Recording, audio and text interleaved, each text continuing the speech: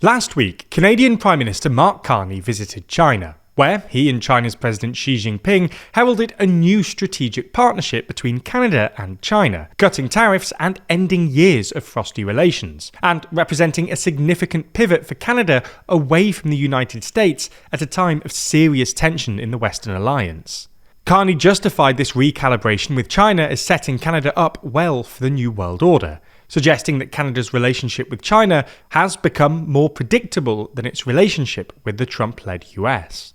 So in this video, we're going to explain Carney's pivot to China, what has been announced and why, and whether it could be the beginning of a wider pro-China shift in the West.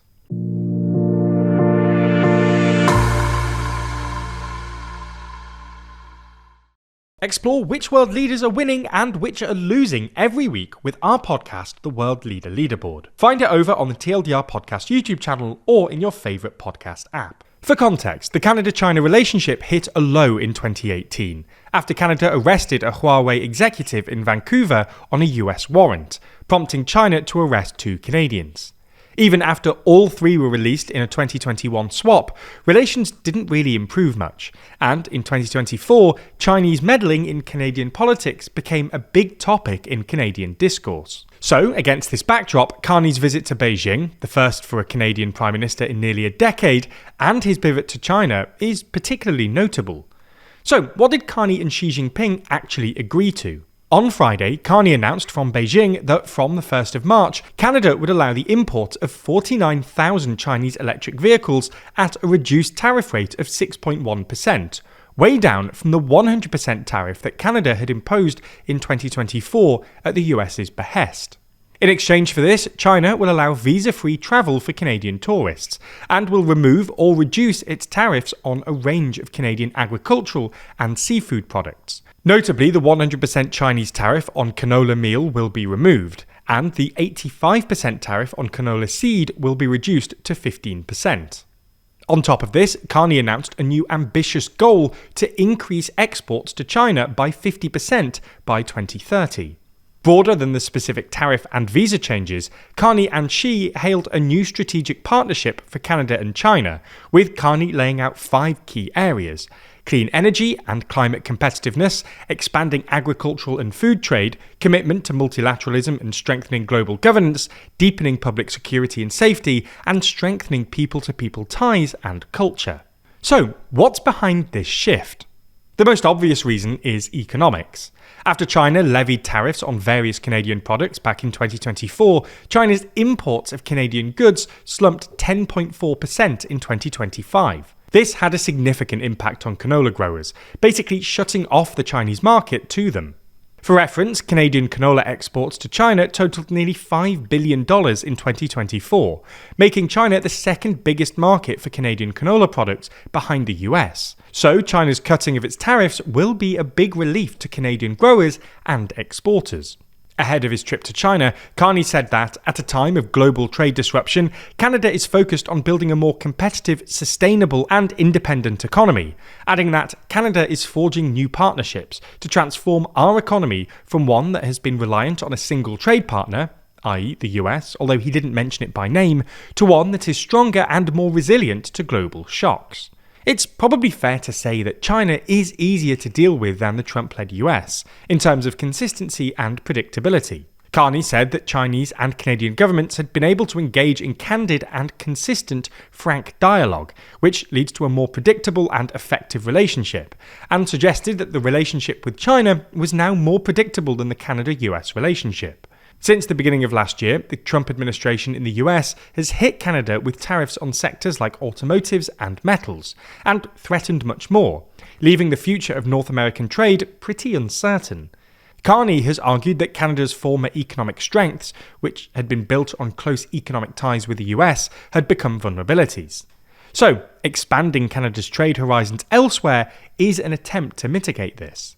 But really, this is about more than trade.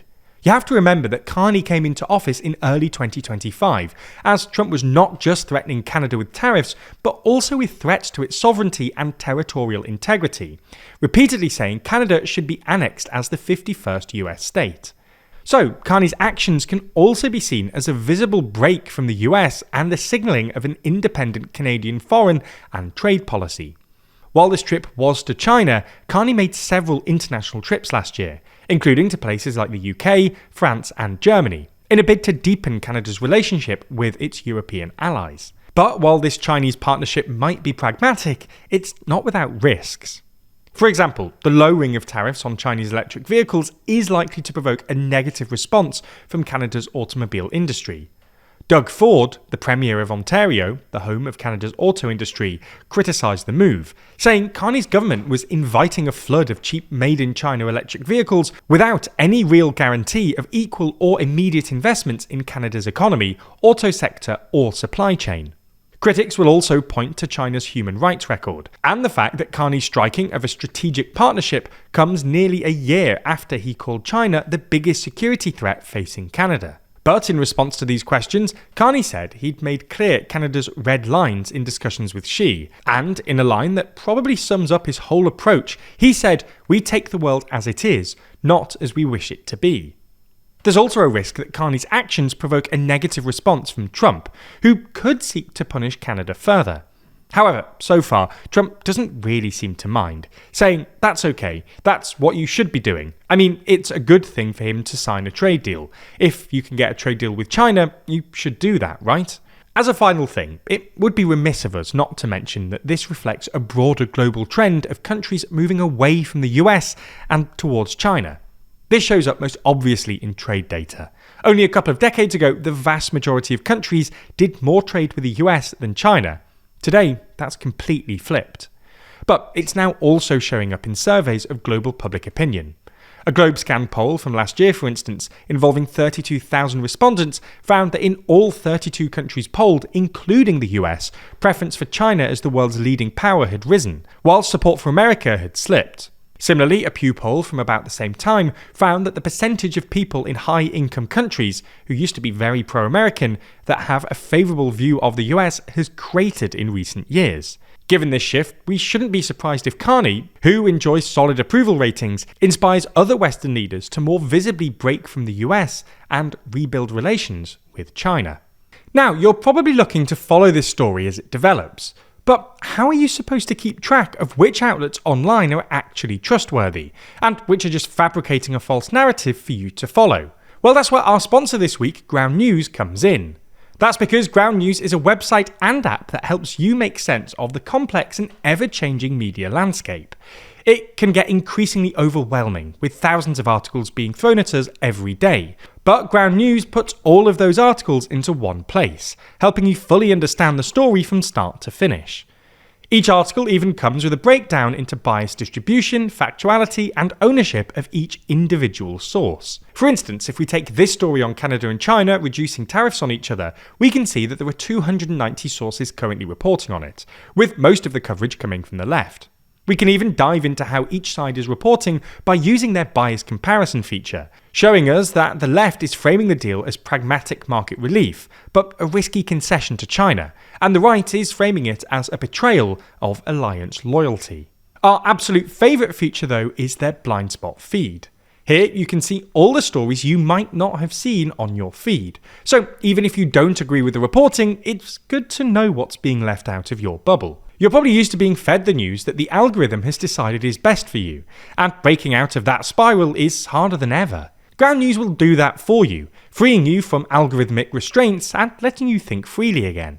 So, if you want to start questioning the narrative instead of just consuming it, you can join Ground News today, and using our link will get you 40% off their unlimited access Vantage plan. All you have to do is subscribe through the link in the description.